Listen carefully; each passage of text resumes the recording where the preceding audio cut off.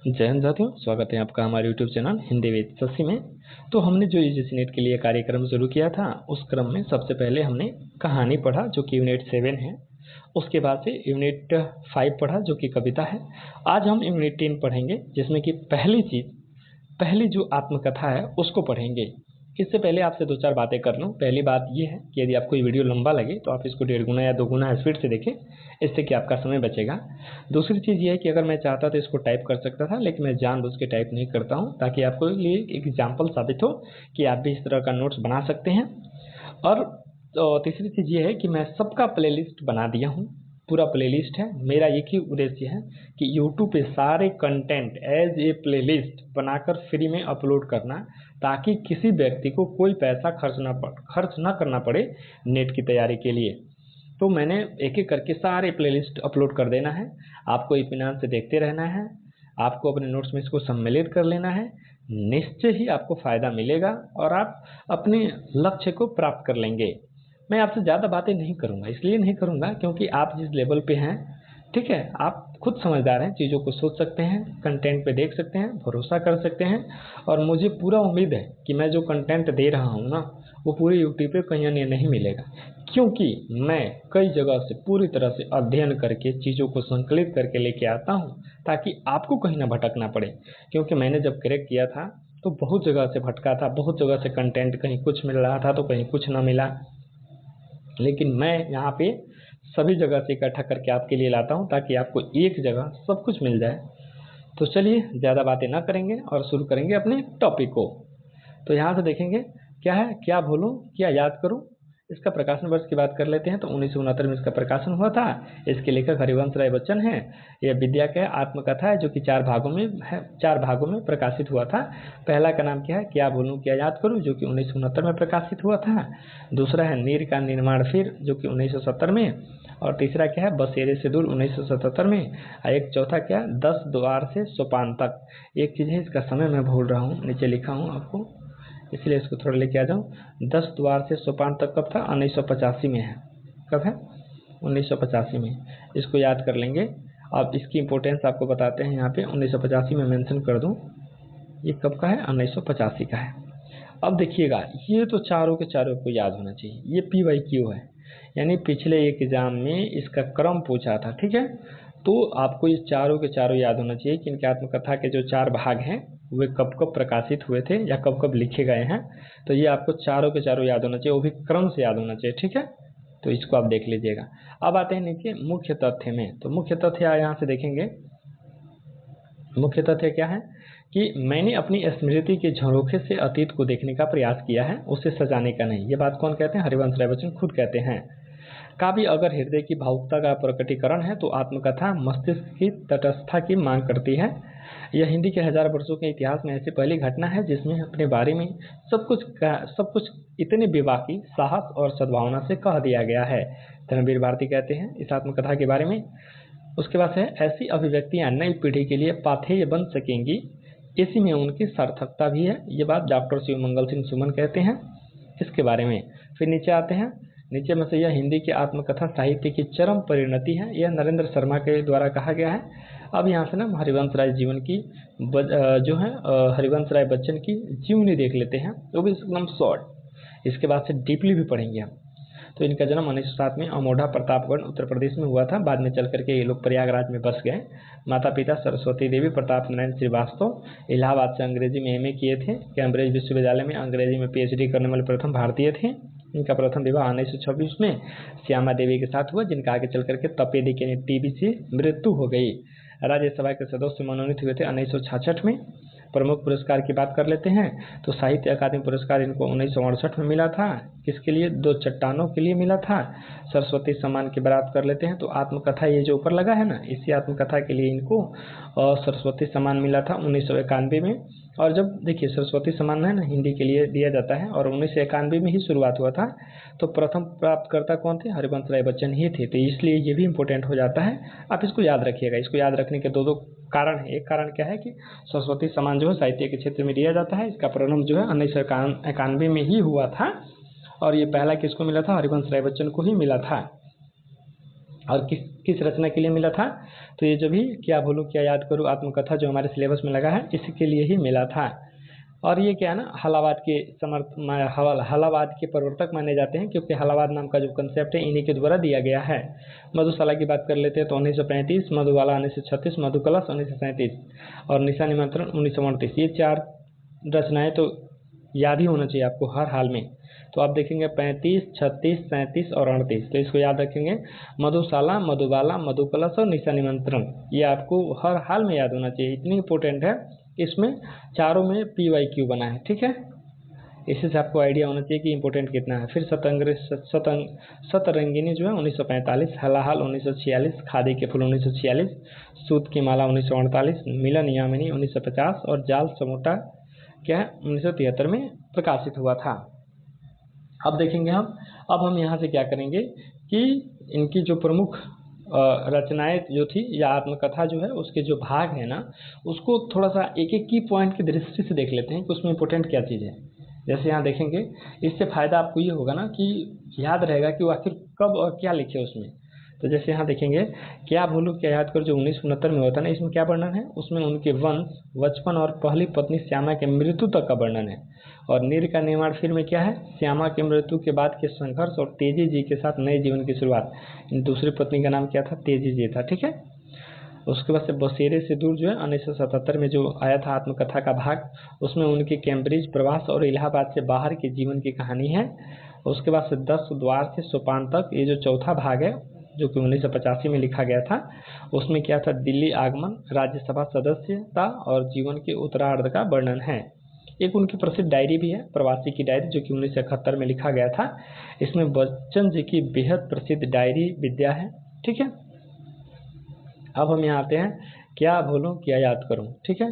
तो ये ऊपर हम लोग चर्चा किए थे। अब यहाँ से इसका सारांश देख लेंगे, क्योंकि अगर आप कोई भी चैप्टर पढ़ते हैं ना तो सबसे पहले आपके दिमाग में, जैसे कि अगर जब भी आए ना क्या भूलूं क्या याद करूं, तो आपके दिमाग में होना चाहिए कि आखिर ओवरऑल उसमें है क्या, उसका सारांश क्या है। क्योंकि जब तक आप सारांश नहीं आपके दिमाग में चलेगा तब तक समझिए कि आपको उस सब्जेक्ट का कोई पकड़ नहीं है। क्योंकि आपको कुछ न कुछ उस सब्जेक्ट के बारे में आइडिया होना चाहिए कि ओवरऑल सब्जेक्ट में है क्या, उसका सारांश क्या है, उसकी प्रसिद्ध पंक्तियाँ वगैरह क्या है, इतना तो कंसेप्ट बनना चाहिए। यूजीसी नेट तो आपसे इतना मांगता है। अब शुरू करते हैं इसका सारांश क्या है। तो सारांश यहाँ से देख लेंगे। तो सारांश में क्या है? बच्चन ने आत्मकथा के तीसरे भाग का नाम जीवनी का आपाधापी में निर्धारित किया था कि जो बसेरे से दूर नाम से प्रकाशित हुआ। क्या भूलूं क्या याद करूं में हरिवंश राय बच्चन अपने परदादा के समय से बात आरंभ करते हैं और पीढ़ी दर पीढ़ी का जीवन चित्र प्रस्तुत करते हुए अपनी कथा तक आते हैं। इसमें जीवन के पूर्वार्ध का चित्रण प्राप्त है। बच्चन पूरी ईमानदारी से अपनी बात रखते हैं और वे करकल और उसकी पत्नी चंपा से अपने अनुराग का चित्रण करते हैं, तो अपनी प्रथम पत्नी श्यामा से अपने प्रेम का अंकुरण भी दिखाते हैं। बच्चन की आत्मकथा के से उस समय क्रांतिकारी गतिविधियों की सरगर्मी का आभास होता रहता है। यहाँ देखेंगे, श्यामा से विवाह और उसकी मृत्यु तक की कथा कहकर बच्चन बात को विराम देते हैं। अब इनके गांव का उल्लेख क्या है? अमोढ़ा है, बाबूपट्टी, इसी गांव में इनका जन्म हुआ था। हरिवंश राय बच्चन सबसे पहले अमोढ़ा गांव का जिक्र करते हैं। बच्चन कैथी लिपि को कायस्थों की लिपि कहते हैं। अकबर प्रदत्त हुक्के का दृष्टांत देते हैं। बच्चन के दादाजी ललितपुर में जेल दरोगा थे और वहीं बच्चन के पिताजी का जन्म हुआ था। बच्चन 44 की उम्र में PhD करने कैम्ब्रिज गए थे। अब अगला देखेंगे, बच्चन ने पायनियर अखबार में बतौर गश्ती एजेंट का भी काम किया था। बच्चन छठी संतान थे, अपने माता पिता के छठी संतान थे बच्चन को लक्ष्मीनिया चमारिन के हाथों उनकी मां ने 5 पैसे में बेचा था। बच्चन का बचपन मोहाला चक में बीता। ये इम्पोर्टेंट चीज़ है, इसीलिए मैं इसका चर्चा कर रहा हूँ। अरे कुछ तो आइडिया होना चाहिए ना आपको आपके चैप्टर के बारे में। यहाँ से फिर देखेंगे, मोहाला चक वाला सड़क में आ जाने पर वे कटघर में बस गए। बच्चन का पहला विवाह श्यामा से हुआ था। बच्चन श्यामा को जोय और श्यामा बच्चन को सफरिंग कहकर पुकारती थी। बच्चन गांधी की राजनीतिक प्रतीकात्मकता कवि कहते हैं। बच्चन अपनी कविता को जीवनवादी कहते हैं। अब देखेंगे इसके प्रमुख पात्र में कौन है? मीठू लाल हैं, जो कि नायब कोतवाल हैं। मीठू लाल बच्चन के परदादा थे। उन्होंने ही इनका कई खंडों का विशाल पुश्तैनी मकान बनवाया था, जो गरीबी के समय थोड़ा थोड़ा करके बिकता रहा। राधा इसमें एक पात्र है, मिठूलाल की बहन है। राधा अपना घर छोड़कर भाई मिठूलाल के यहाँ रहने आ गई थी और अपनी मृत्यु के कुछ समय पूर्व तक वो इसी परिवार के साथ रही। भोलानाथ हैं एक इसमें, मिठूलाल के पुत्र हैं। भोलानाथ देखेंगे, भोलानाथ जो हैं मिठूलाल के पुत्र हैं। भोलानाथ संतोषी प्रवृत्ति के व्यक्ति थे और लंबे समय तक ललितपुर में जेल दरोगा रहने के बाद उन्होंने नौकरी छोड़ दी और वापस इलाहाबाद में आ बसे। महारानी राधा की पुत्री हैं। महारानी भी अपने पति का घर त्याग आई। अंतिम समय में पारिवारिक झगड़े के कारण वो अपने घर चली गई और कसम खाई कि वो लौटकर देहरी पर पाँव नहीं रखूंगी। राधा भी इसके साथ चली जाती हैं और वहीं उसकी मृत्यु हो जाती है। महारानी के बाद किसी कार्यक्रम में आती भी हैं तो देहरी के बाहर ही रहती हैं। वाह, बुद्धि महारानी की पुत्री हैं। तुलसी कौन है? भोलानाथ की पुत्री हैं। प्रताप नारायण क्या? भोलानाथ के पुत्र और बच्चन के पिताजी। ठीक है, प्रताप नारायण कौन है? भोलानाथ के पुत्र और बच्चन के पिताजी। आप याद रखेंगे। सुरसती कौन है? बच्चन की माँ है। ठीक है, हाँ यहाँ पे मिल रहा है ना दोनों का। प्रताप नारायण पिता थे और माता क्या? सरस्वती देवी है। बच्चन की माँ बड़े परिवार की थी और शिक्षित थी। बच्चन पर उनका बड़ा प्रभाव पड़ा। एक मंगल पंडित हैं। मंगल पंडित बच्चन परिवार के सहृदय थे और गाढ़े वक्त में साथ खड़े रहे। सुंदर के यहाँ मंगल की पत्नी है। करकल कौन है? मंगल का पुत्र है। करकल बच्चन का अभिन्न मित्र था। उसका विवाह चंपा से हुआ था। उसकी मृत्यु बारिश में भीगने के कारण असमय हो गई। चंपा कौन थी? करकल की पत्नी है। चंपा एवं बच्चन में करकल के मृत्युपरांत प्रेम संबंध उपजता है। किसमें? चंपा एवं बच्चन में करकल के मृत्युपरांत प्रेम संबंध उपजता है। वह गर्भवती हो जाती है और सुंदर को लेकर बद्रीनाथ चली जाती है, जहां वह कड़ी यातनाएं झेलती है। इस दौरान उसकी मृत्यु हो जाती है। श्यामा बच्चन की पहली पत्नी। देखेंगे यहाँ से हरिवंश राय बच्चन का प्रेम भी हमें पढ़ने को मिल रहा है। हम लोग बहुत लकी हैं जो कि हिंदी साहित्य में ऐसी ऐसी चीज़ें विवाह के अंदाज से पढ़ने को मिलता है, जिन्होंने कोई कुछ नहीं छिपाया, अपनी सारी बातें अपने पाठकों के समक्ष रख दिया। इसीलिए तो उनकी आत्मकथाएं और समय के साथ प्रासंगिक हो जाती हैं, जो कि स्पष्ट यहाँ दिख रहा है। श्यामा समृद्ध परिवार की पुत्री थी। उनका विवाह बच्चन के जानकार ने कराया था। श्यामा के स्वभाव ने बच्चन को निराश जीवन को पुनः प्रेम से भर दिया। श्यामा को क्षय रोग हो जाता है और वह कई वर्षों तक यातना भोगती है। बच्चन को भी क्षय रोग होता है तो वह उनकी बड़ी सेवा करती है। जिस दिन बच्चन स्वस्थ होते हैं उसी दिन वह घाट पकड़ लेती है और पुनः स्वस्थ नहीं होती। एक शालिग्राम है, बच्चन के छोटे भाई हैं। शैल कुमारी है, बच्चन की बहन है। विश्वनाथ प्रसाद बच्चन की अंग्रेजी ट्यूशन देने वाले हैं। अब अन्य पात्र देख लेते हैं। अन्य पात्र में मांगिनिया है, लक्ष्मीनिया है, मनसा है, गणेश प्रसाद है, रामचरण शुक्ल है, श्री कृष्ण है, प्रकाशो हैं, महेश, मुक्त, राजनाथ पांडे हैं। अब यहाँ प्रमुख उदाहरण देख लेंगे, यानी प्रमुख पंक्तियाँ जो कि पूरे आत्मकथा में मिलने वाले हैं। तो यहाँ देखेंगे, आत्महीनता की भावना से अपने को मुक्त समझ लेने का कुछ भी अर्थ होता ही है। जहाँ जनता जातियों में बटी हो वहाँ पारस्परिक ईर्ष्या, द्वेष, अपने गुण और दूसरों के दोष देखने की प्रवृत्ति बड़ी ही स्वाभाविक है। जातिगत आलोचनाएं प्रत्यालोचनाएं जहाँ पारस्परिक संघर्ष सिद्ध करती हैं वहाँ पारस्परिक सहयोग भी सूचित करती हैं। कहते हैं अकबर बादशाह ने किसी अमीर को एक हुक्का भेंट किया। अमीर के परिवार की बड़ी हिफाजत की जाती थी उसकी। बादशाह सलामत की भेंट की थी। उस समय चिलम टूट गई तो उसे बदल दिया गया और फिर कभी निगाली टूट गई तो दूसरी निगाली लगवा दी गई। इस तरह नेजा भी किसी समय बदला गया और फर्सी भी किसी समय टूटी तो दूसरी हुक्का में जमा दिया गया। पर परिवार की प्रसिद्धि रहा कि यह हुक्का अकबर बादशाह की भेंट है। हालांकि अकबर ने जिस हुक्के को भेंट किया था उसका अब कोई अंश उसमें बाकी न रह गया था। स्थूल वस्तु ही नहीं, शायद संस्कृतियाँ भी इसी परिवर्तन और परंपरा के क्रम में अपनी सनातनता बनाए रहती है।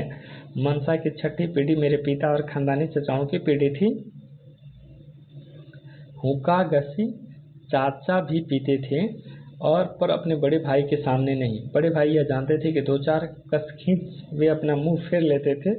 फिर वो कभी हुक्का उठाकर घंसी चाचा के पास पहुंचा देता था जो कहीं पीछे बैठे रहते थे। वे गांव के लोग लकड़ी मंगाते और शहर में खुट्टे गढ़ाकर सप्लाई करते। एक बार मुझे याद है कि उन्होंने गाड़ी खुट्टे हमारे घर उतरवा दिए। रजक होई गए इतनी खुट्टा, यानी कि वे रिजेक्ट हो गए थे और फौज में किसी खास पैमाइश बनावट के खुट्टों की दरकारी थी और ये कुछ 19 पढ़ते थे, बस रिजेक्ट कर दिए गए और हमारे यहाँ महीने खोटो जलाकर खाना बनाया जाता रहा। अब अगला देख लेते हैं। अगला जो उदाहरण है या पंक्तियाँ हैं जो कि इम्पोर्टेंट है, तो इसको देखेंगे जिससे कि हमें आइडिया लगेगा। ठीक है, अब यहाँ से देखेंगे क्या है। जालियांवाला बाग हत्याकांड के समय वे वहीं थे, लौटकर वे हमारे घर आए थे और उन्होंने एक संध्या को मार्शल्ला का मार्शल्ला वे इस तरह से उच्चारण करते थे जो आंखों देखा रोमांचकारी वर्णन किया था, उसे सुनकर हमारा परिवार स्तब्ध रह गया था। अंग्रेजी सरकार के अमानुषिक अत्याचारों की कथा सुनाते सुनाते उनकी आंखों से आंसुओं की धारा बह चली थी। उनका मुंह पर माता के दाग सारे गड्ढे भर आए थे। उसी रात किसी ने खाना नहीं खाया था और रसोई उठा दी गई। अपने परिवार में उनसे अधिक भावुक व्यक्ति मैंने नहीं देखा था। मार्शल लॉ के दिनों का जैसा भीषण वर्णन उन्होंने किया था, उसकी छाया भी मुझे कई वर्षों के बाद आधिकारिक रिपोर्ट पढ़ने पर न मिली थी।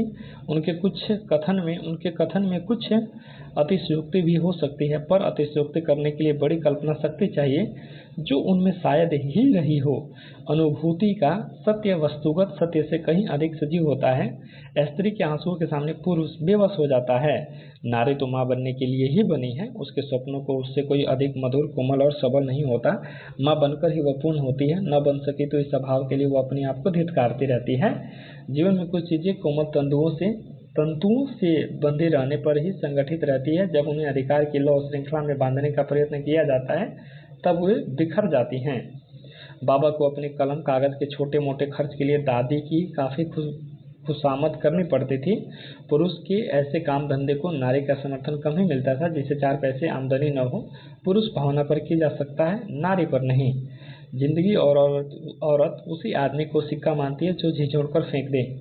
जिंदगी और औरत उसी आदमी का सिक्का मानती है जो झिझोड़ कर फेंक दे।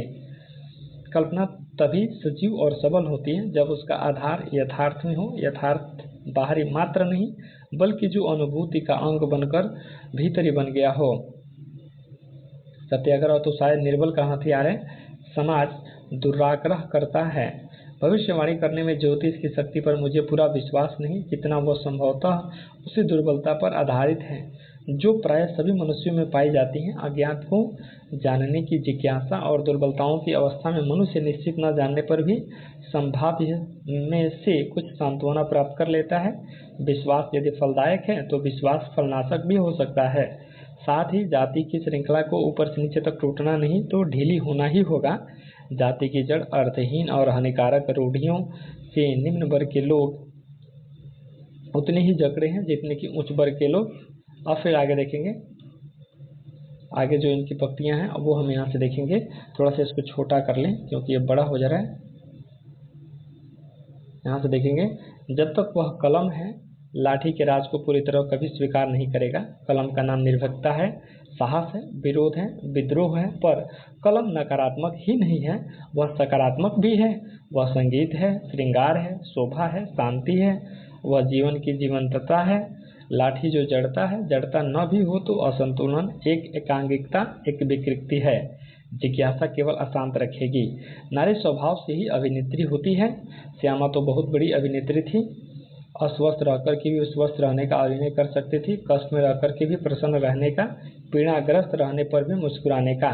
प्रेम का मूल्य प्रेमी अपने प्राणों की प्रसन्नता से सदा अदा कर सकता है, लेकिन यदि उसके पैसों की शक्ल में मांगा जाए तो वो निश्चय ही अपने प्रेम का अपमान समझेगा, खासकर जब पैसा ना दे सकने की स्थिति में उसके प्रेम का अवमूल्यन किया जाए।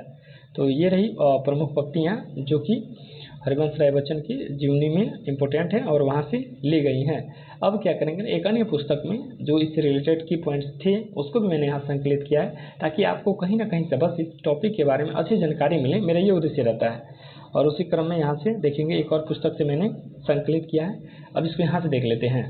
हरिवंश राय बच्चन जीवनवृत्त रचनाएं देख लेंगे। हरिवंश राय बच्चन का जन्म 27 नवंबर 1907 को प्रयाग के प्रतापगढ़ जिले के चक मोहल्ले में एक कायस्थ परिवार में हुआ था। हरिवंश राय बच्चन के पिता का नाम प्रताप नारायण श्रीवास्तव और माता का नाम सरस्वती या सुरसती देवी था। बच्चन अपने पिता के छठे पुत्र थे। पिता प्रताप नारायण इलाहाबाद से प्रकाशित पायोनियर पत्रिका में काम करते थे। अगला, हरिवंश राय बच्चन को बच्चन कहा जाता था, जिसका शाब्दिक अर्थ बच्चा या संतान होता है। बाद में इसी नाम से वे मशहूर हो गए थे।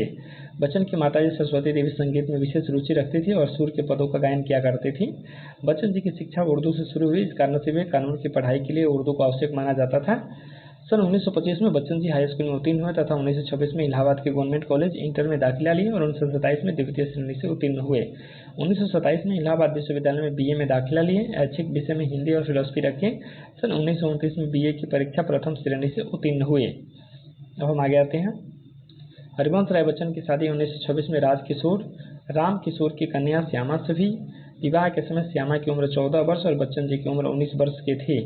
दुर्भाग्यवश टीबी बीमारी हो जाने के कारण श्यामा बच्चन बहुत दिनों तक जीवित नहीं रही। 27 नवंबर 1936 को उनका स्वर्गवास हो गया। अब यहाँ से देख लेते हैं एक एक चीज़ें जो आपके लिए इम्पोर्टेंट हो सकती हैं, उसका मैंने यहाँ संकलन किया है ताकि आपको कहीं अन्यत्र भटकने की आवश्यकता ना पड़े। यहाँ से देखेंगे, बच्चन जी 1930 में एमए प्रीवियस करके पढ़ाई छोड़ दी। कारण था पत्नी श्यामा बच्चन का बराबर बीमार रहना। श्यामा बच्चन की मृत्यु के पश्चात 1937 में बच्चन ने फिर से पढ़ाई शुरू की और 1929 में एमए की परीक्षा इलाहाबाद विश्वविद्यालय से उत्तीर्ण की। बच्चन जी की दूसरी शादी तेजी जी से 24 जनवरी 1942 को हुई। तेजी जी उन दिनों लाहौर में एक एफसी कॉलेज में मनोविज्ञान की प्राध्यापिका थी। यह शुभ संजोग ही कहा जाए कि शादी से कुछ महीने पहले बच्चन जी भी इलाहाबाद विश्वविद्यालय के जूनियर लेक्चरर नियुक्त हो गए थे। सन 1952 में बच्चन जी अंग्रेजी साहित्य में डॉक्टरेट प्राप्त करने के लिए कैम्ब्रिज विश्वविद्यालय गए। उनका विषय महाकवि इट्स की कविताओं पर था। बच्चन जी आयरलैंड जाकर के महाकवि इट्स के घर ठहरकर उनके पत्र व्यवहार और हाथ से लिखी संपूर्ण सामग्री का गहन अध्ययन किया था।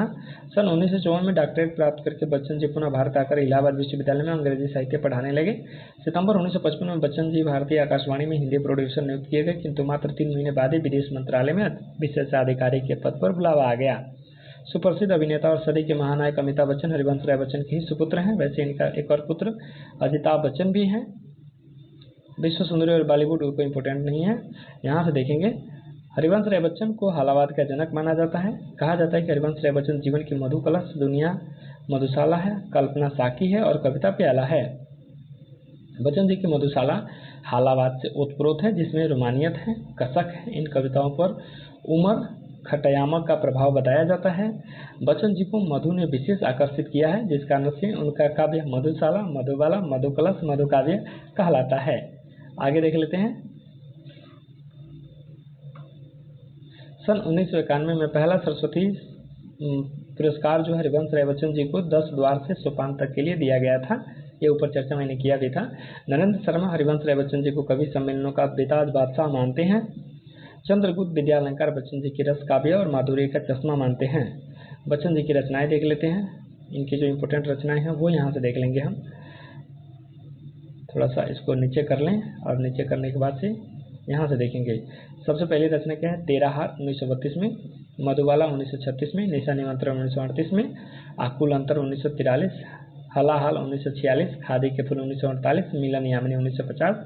हालांकि ये चर्चा मैंने उधर भी किया था, यहाँ भी कर देता हूँ, इससे रिवीजन होगा, आपको यादें हो जाएंगी चीज़ें, तो दोबारा पढ़ने में कोई दिक्कत नहीं है। फिर अगला है धार की इधर उधर 1957, बुध और नाचकर 1958, चार खेमे 64 खूंटे 1962, नागर गीता 1966, जाल समेटा 1973 अंतिम रचना है। तो आप तो सबसे पहले जाल समेटा याद रखेंगे क्योंकि अंतिम रचना है, और प्रथम रचना क्या है? 13 हार है 1932, तो इसको याद रखेंगे। यहाँ मधुशाला 1935 है, मधुकलश 1937 है, एकांत संगीत 1939 है, सतरंगिनी 1945 है, बंगाल में अकाल जो है 1946 में है। ये भी इम्पोर्टेंट है, बंगाल में अकाल। ये शायद अभी जीडीसी उत्तर प्रदेश का जो एग्जाम हुआ था प्रोफेसर वाला, उसमें ये अकाल, बंगाल का अकाल पूछा गया था। ठीक है। फिर से क्या है? दो चट्टानें 1965 में, ये इंपॉर्टेंट है क्योंकि इसके लिए साहित्य अकादमी पुरस्कार उनको 1966 में मिला था, ऊपर चर्चा कर चुके हैं। उसके बाद से उभरते प्रतिमानों का रूप 1973, ये इतना कोई इम्पोर्टेंट नहीं है, अभी तक किसी कोई सवाल नहीं बना है। अब आते हैं नीचे, आत्मकथा यहाँ से देखेंगे।